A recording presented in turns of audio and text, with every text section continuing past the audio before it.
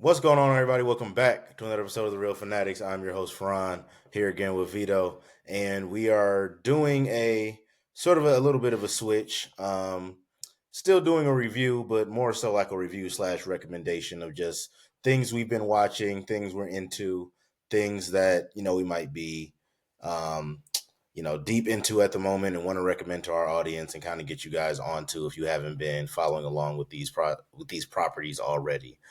So one that I think got a little bit of traction when it came out, and I'm sure a decent amount of people who are at least familiar with the films have seen it, but I'm not sure how much the show branched out outside of that. And that's Dune Prophecy.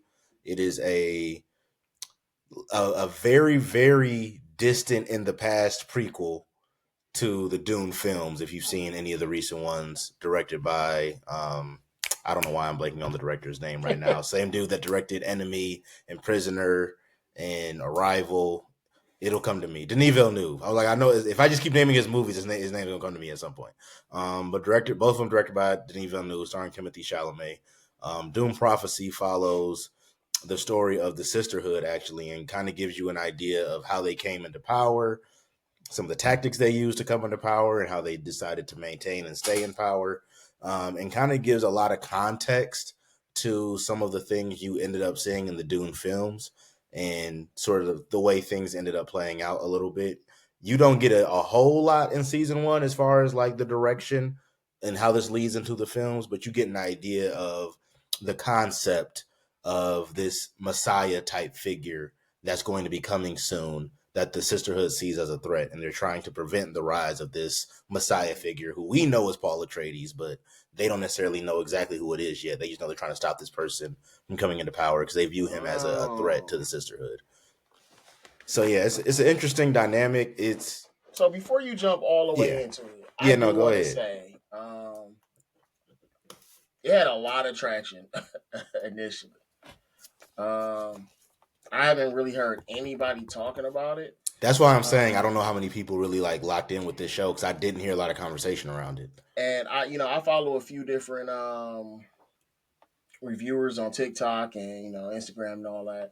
And I don't know, Dune. It has a cult following. It's not really, I want to say it's not really popular, but the people that do like Dune, Yeah, no one likes Dune. They love it. Everybody that I yeah. know likes it. My That you're little like deep sister, in. she just uh she just rented one of the books from the library. I guess whatever the first book was for Dune, or I guess the movie, whichever book covers the first movie. She just rented that, and she's Mm-hmm. going to do the whole series. So all the books that they got from Dune, she's going to read. Mm. And again, she got on it from watching the movies. I'm not sure if she caught up on the TV shows yet. She's always behind on TV shows, but I think I do want to say initially for me, um, and just because you guys, Farhan has seen this, I have not watched it yet. It is on my list. We both have very different lists, and we're trying to keep up with everything. So there Yeah, are a few things that we're gonna. Basically, he's reviewing it for me before I watch it. So, yeah. um, I think the time jump, the time skip backwards is kind of what made me not really into it that much Yeah. because after I watched the first two movies, I was like, "Yo, I'm in. I need another movie. I need to see what the fuck Atreus does."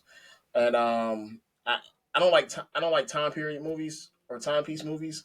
And even though this again, it's in the future and it's in space in a galaxy far, far away in a long, long distance past, Yeah. I Literally. don't. It's still so far removed from the original story, or for at least from where I was introduced to it at. So that kind of took me out of it a little bit, knowing that we're not going to have Atreus, his mother, any of the people of Doom, any of those central key characters that we had in the film. Yeah. So I mean, I guess go ahead, let it rip. One, how did it? You know Mm, how we are about pacing. So how did it start? What was the climax of it, and how did you yeah. feel about the ending? You think we're gonna get a season two about from this? I definitely the way it ended, we're for sure getting a season two. I'd be surprised if we didn't. I'm not gonna go too deep into spoilers because you haven't seen it yet, so I'm gonna give like very just surface level takes. Um, but the pacing of this show it it's kind of similar to Dune the films almost. Like Okay. Mm, if you've the seen the first one was first slow. film, you know it starts slow. Like the Okay. first Dune movie is very very slow. Not a lot happening until that action scene at the end where all the Atreides get killed.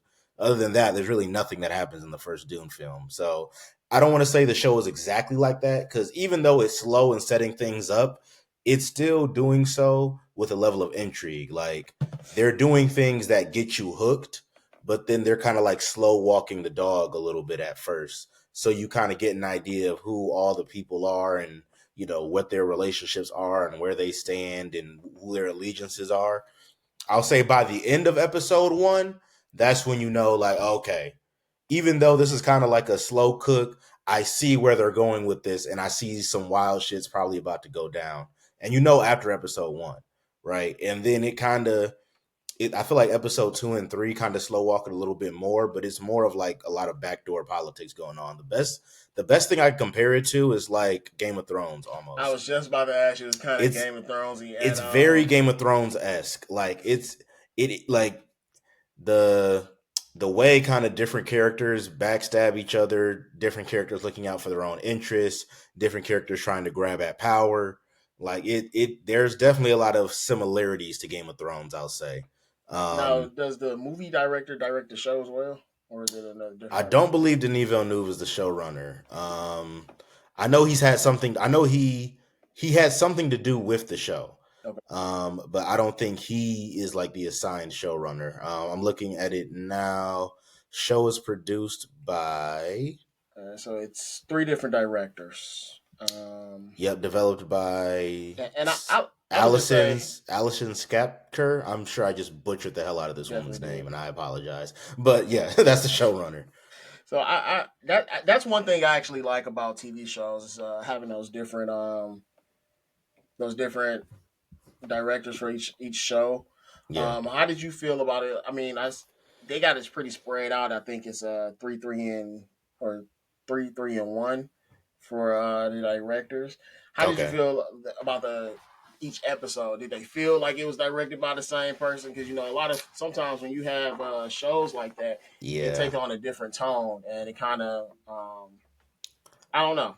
I'll say the tone stayed consistent throughout for me. Like it never got to that point where, and I get what you're saying about how sometimes when you're watching a show when you have that many cooks in the kitchen, you feel each, and this is natural with every director. Every director puts their Right. own style on something, right?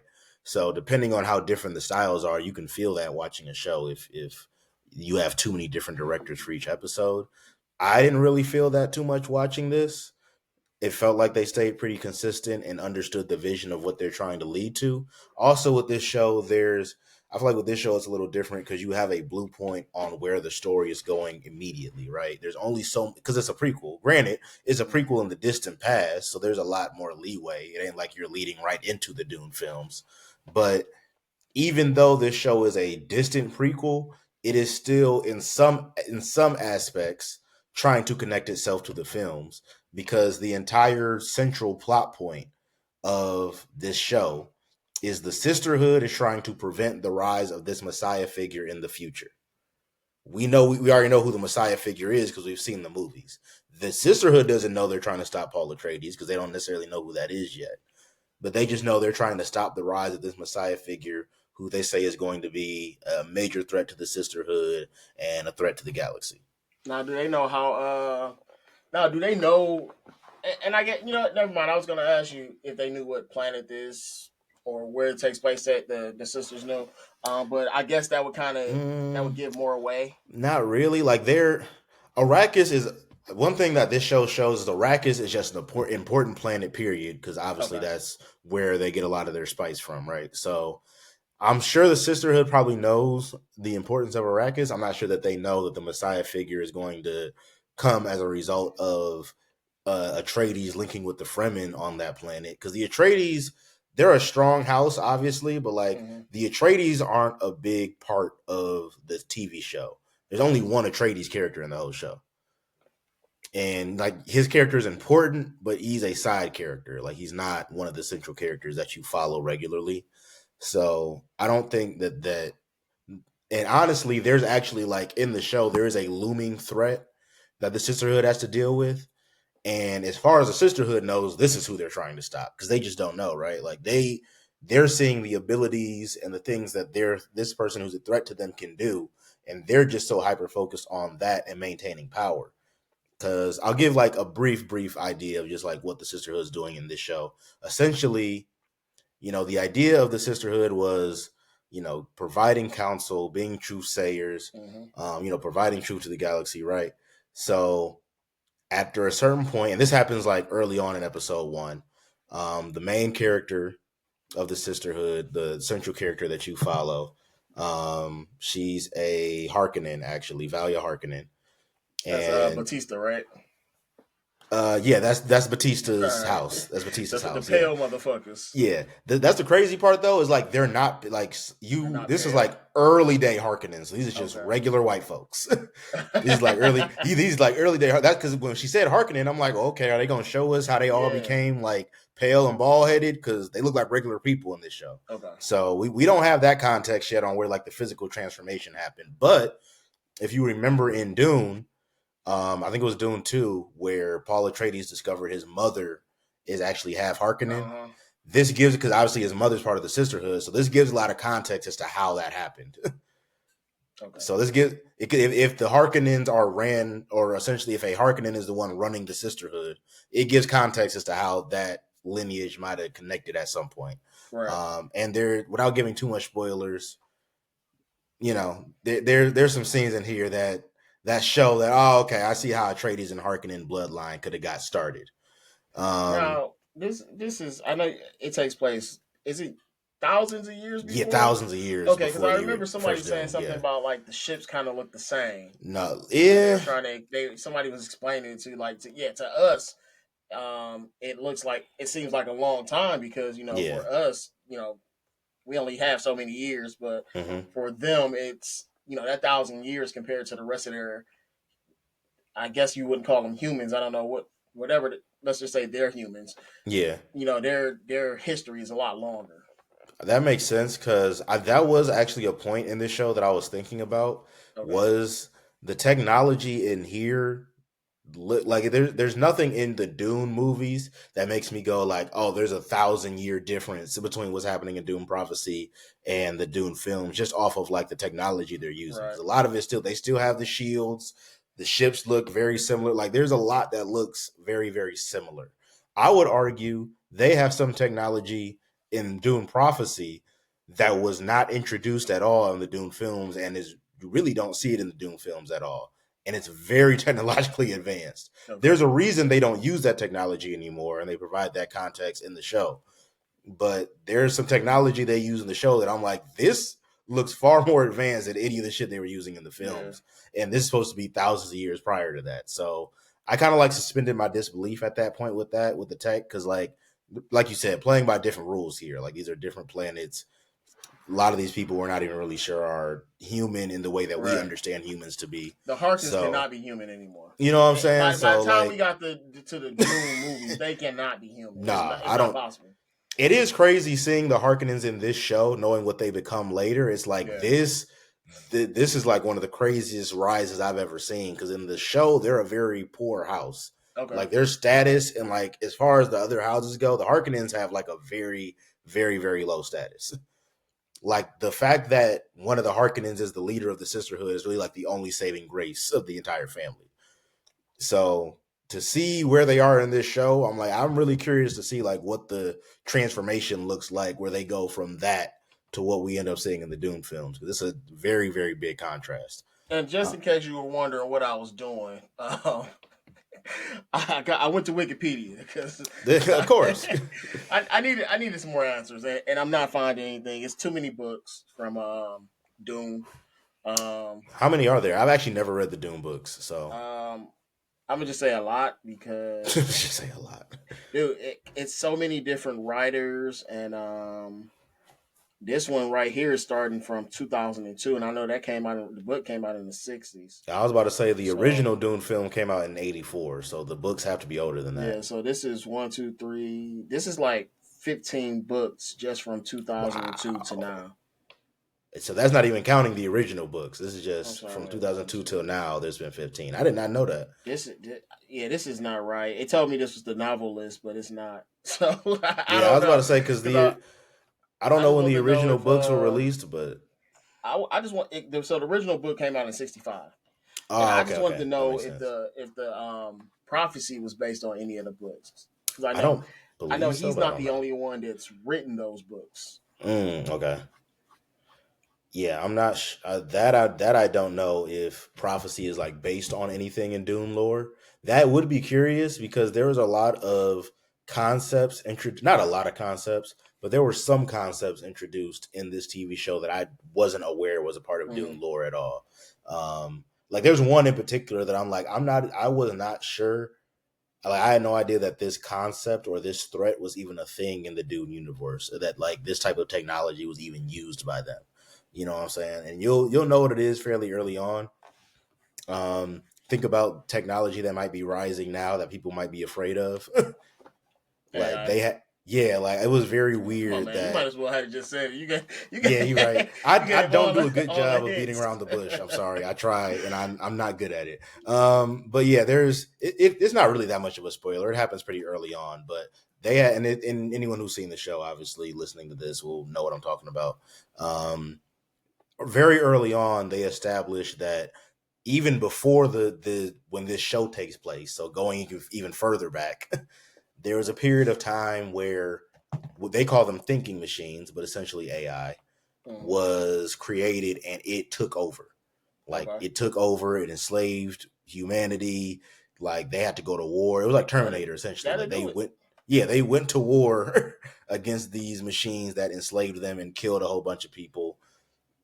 So then like that's when thinking machine technology was totally banned, even Okay. though there's people out there still using it throughout the show. Like they're using it obviously in secret and this, Right. underground channels they're using it through. There's like a black market for it, but like essentially for the most part it is banned, right?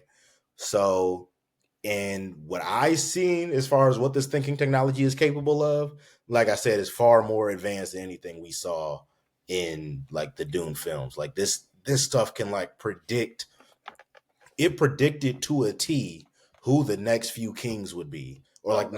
not the kings, but the emperors. Emperors. Like it was predicting the emperors accurately, and I like mean, told the sisterhood, which is another point I wanted to make. The sisterhood is manipulating power in this show to try to avoid the rise of the Messiah. So they're advising the emperors, they're advising the heads of the other houses to move and operate in a way that the sisterhood wants them to operate so that they can be the ones maintaining power and putting people in certain positions. So the emperor that is the emperor in this show only became the emperor because the sisterhood set it in motion. okay. And their plan Now, is for the next emperor to be the same and the next emperor to be the same so that even though there's someone else who's the figurehead, they're all taking advice and making decisions based off the what the same sisterhood people. tells them. Right. So So essentially they're the ones running the emperor. they're a cabal. So Yeah, like the is sisterhood is essentially the ones running everything. That's how they now want it to be. are they calling them the sisterhood in there, or are they calling the whatever Jesuits Jesuit. in In the show, they mostly call them the sisterhood. I can't think of a time they called them the other term from the show from the the film. movies? Yeah, like for the most part, they just call themselves a sisterhood. Okay. They kind of operate similar but different So are they than not the same group? they are, right? Like they Okay. are, but it feels like for example like the voice power and all of those things like it's not as prevalent in this era as it is like every member Right. of the sisterhood that you see in the films can do that. Kind of have Even it. people who aren't part of it like Paul Atreides, and men aren't even supposed to be able to like have that power. Men aren't supposed to be able to survive the poison and all of that. So in this it's like literally like the best thing I could describe is like it's almost like the Jedi Temple damn near just with all women, and they're like training people to be truth sayers to like look for tells and notice when certain things are said that are untrue. Like they're literally just truth sayers for the most part. Some of them do have different and unique abilities outside of what you would know for them to have. So that there are new abilities and powers introduced in the TV show that I was not aware existed in Dune. I don't want to And go too. well, go ahead. I'm glad you said something. You said something. You know, it's kind of like the Jedi Temple That's the because best thing I compare it to. some of it kind of feels like Star Wars again. You know, you got the Messiah. Yeah, Star Wars had a Messiah, and the Messiah, turned out he to not brought be what we thought. well, he did exactly what they wanted him to do. He brought balance to the Force. It was thousands of Jedi Yeah, against a he few flipped it Sith, on his head. and so Yeah, by the time the original Star Wars ended, it was that we knew of at the time. It was one yeah, Jedi, yeah. and another thing, like I said, like I know they have other books that kind of expand on the universe, and it's not a part of Uh, I just looked at his name and I can't think of it. The original author of the book, but it's not a part of his universe that he made. Hmm. Again, another thing, just like Star Wars, when that movie came out, George Lucas had some more books, but also you had so many other people writing books and continuing the story, or um, having a story take place during the same time, but in this Yeah, part of the galaxy. yep, yep. And like I said, it's real interesting because they did that a lot back then, and just older books and movies and stuff. You don't see that. You don't really see that anymore. It's usually now you have universes that the properties put out, so you're not going to get a John Wick book by some random dude Yeah, down the street. It's yeah. it's all fan fiction because it's so much access to it now that you can Hmm. just read it online. It's not going to be published like those other Doom books would. No, that's a good point. That's a good point. This franchise as a whole, I'm seeing like the lore they're creating just on screen, right? Because I haven't read the Doom books for real, or at all. Um, the things that I liked about this show is that it did a lot of world building just based on it. It took concepts you were familiar with and knew from the films and expanded upon them, and then on top of that introduced new concepts, so it kept you on your Okay. toes. So even while in the first few episodes it does move a little slower, not as slow as the first film, it's a little more fast paced than that, but it's still a little slower at the beginning. They're introducing new concepts to you, so it's like they have to take the time to explain to you like how this fits in the universe and Okay. what's going on with these different, you know what I'm saying, they're introducing a lot of new things, so they do kind of have to take their time to like show the audience how these things fit in this world, right? So I didn't really mind it starting off slow. I'll say the show picks up immediately after the new threat comes in, and he gets introduced fairly early on, but you don't really understand. Who Like he he's is introduced in the first or his episode, role? but you don't really understand fully his role until like maybe 3 episodes in. You So see his ability, so huh? about episode 3, 4 start Yeah, like when things you happen. fully understand his role and how much of a threat he is, right? Like the episode one, you see he's a threat because you're like, whoa, he has the ability to do what now? You know what I'm saying? Like, and I ain't gonna lie, he does have like an insane power. It's like actually like it's one of the most terrifying powers someone could have in a universe like that. So, and then on top of that, he's getting in the emperor's ear because he was like part of the emperor's military, or he's like part of his Okay. special forces, something like that. So he already had like a rapport with this administration of like, of the emperor, and then he gets actually like close to the emperor himself, and then the emperor starts to see like, huh, this guy who has like this very insane and terrifying ability is 100% loyal to me. Let me see what I can do with that. And then he starts kind of phasing out the sisterhood, and that's kind of where Okay. Okay. that's where the tension starts to come in, right? So it's really like the sisterhood almost has to pivot away from like their main mission for a little bit and focus solely on Keeping this that threat. power. Yeah, that's now like kind of phasing them out of power because this guy's main goal is, according to him, is I just want to serve the empire, and he views the sisterhood as a threat. So he's doing what he can to phase them out or get them gone. So now they're fighting back the best way they know how. I'll say overall, this show this show was quality, right? It was a very good show. It kept me on my toes, kept me engaged. There were more than one plot twist. There were some phenomenal scenes of just one-on-one acting between characters. I will say it was very short, and this is a problem I have with a few shows now, not just this one. Yeah, they're doing that a lot now. Yeah, like gone are the days where you could sit down and enjoy 20 episode seasons of a Shit, television show. hell, we can't even get 12 no You more. can't even get 13. 12, 15, right? Like to have an entire season of television. And keep in mind, this hasn't been advertised as a miniseries because we know we're at least getting a season two. To only have 6 episodes, I feel like left me wanting more out of this show. I feel like there was more story to be told with what they were doing, and I don't want to pass judgment on it yet because the show it leaves on a little bit of a cliffhanger. So I'm like, all right, maybe season two is going to be where they expound on a lot of these, concepts where they left off. But my problem with that is I could feel a little bit better about that if this was like maybe 8, 9, 10 episodes versus 6. Felt like we started at the finish line. We took time to explain and understand this new world of Dune that we're being introduced to. And the last 3 episodes was just, all right, sprint to the finish line. I Not in do a bad now. way. It I didn't feel do. rushed, Hey, but it was just I felt like I needed more out of this show towards the end. we kind of. So the first thing is, I feel the same way. A lot of these shows, it's only so many episodes, and I mean, we said the same thing with the Acolyte. We said the same thing with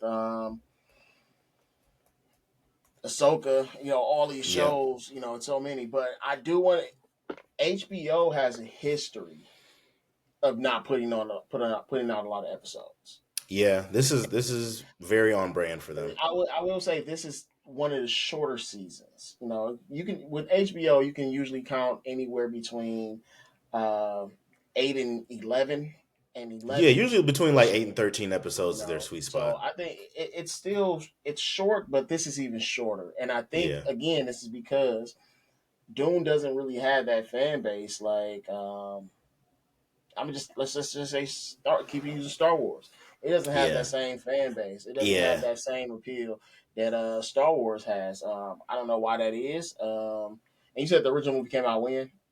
The original Dune came out in 84. 84. Star Yeah. Wars was 79. I think the first one came out. So they were kind of pretty much probably the same dudes was probably during the time was probably watching both of these and reading both of these Yeah, books. same target audience, so But you're for right. whatever reason, I get Space Wizards are a lot cooler than whatever the fuck Paul Atreides is. Yeah. I don't know a space warlock. I don't know, but um, so I guess they were kind of gauging it. I hope they were gauging it, and next season we'll get a little bit more because what Penguin only had 7, right? Oh, 7 or 8. 7 or 8.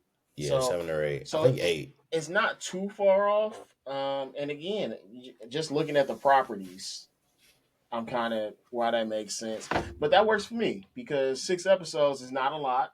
I It's a can it's a binge quick that. watch. Yeah. I can binge that in the afternoon. So Yeah, because each episode is like roughly about 40, like 40 to 45 minutes long. Sometimes maybe 50, I think, once you get towards the end. But like, honestly, it's overall, like I said, I think a very well made show. I just would have wanted more. Like, really, my main critique is it felt too short for how good it was yeah, and how much they were doing and how many plot points they opened up, how many characters they were introducing. It felt like by the time the credits rolled on episode 6, I was like, I kind of wanted it left me wanting more, but like not like in a excited, I'm happy to see what's next kind of way. More of like it felt like what I watched is incomplete. Like it was quality, but I like don't feel satisfied with what I got at the end. like it's more episodes out there, but you don't know where to find them. Yeah, like I just like to me there's a like in my head based on what I watched, there should be a Dune season 1 episode 7 and 8, but there's not. Okay. You know what I'm saying? So that's where I'm like it felt like it just got cut short, honestly. Like and it ends on a climactic scene, right? Like it ends with a lot of shit happening. And a lot of like big shit happening with some of the major characters that you've been following the whole time. So it's not like it's a lackluster ending. Yeah. It's just that it left me wanting more. It felt like certain characters were building momentum all the way up until the end, and then it was just like the end, and you just didn't really get to see the payoff of that momentum for certain characters. I'm assuming we're going to get that in season two, but I felt like it would have fit more at the end of this season. It didn't feel like, so I'm assuming season two is going to have some type of time jump. It's not going to happen immediately after the events of this film, I don't, or the events of this season, I don't think. But it definitely felt like to me that there should have been more towards the end here, based on what I was watching. But it's like a minor critique to me, given how much I loved the show and how much I thoroughly enjoyed watching it. So I'm not going to hold that too far against it or too much against it. I still really enjoyed it. I still had a great time with it, and I definitely will recommend other people, especially if you are a fan of just not even just a fan of Dune. If you're a fan of sci-fi, Yeah. or if you're a fan of Game of Thrones type shows, if you're a fan of space politics, like there's a lot of things in this show that I think if you're a sci-fi If you're fan, you tired can of latch dealing on with to. real politics. If you're tired of dealing with real politics, So I do because want to say, I'm not seeing any credible sources on season two.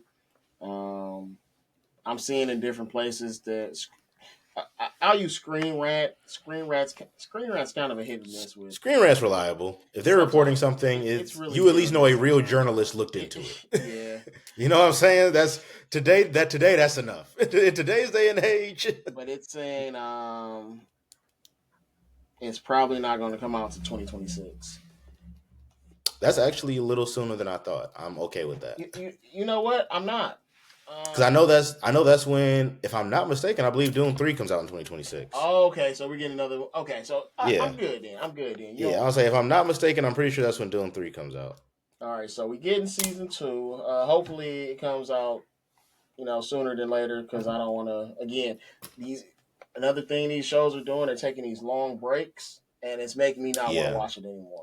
yeah. So I hope it doesn't take that long. I'll start watching soon. Let's go ahead and we're gonna do it. Um, Give us that rating, man. Um, for season one, I'll give it a. I'll probably give it a 7.5 out of 10. I would have gone a full 8, but it just felt If it was incomplete. full of 8 episodes.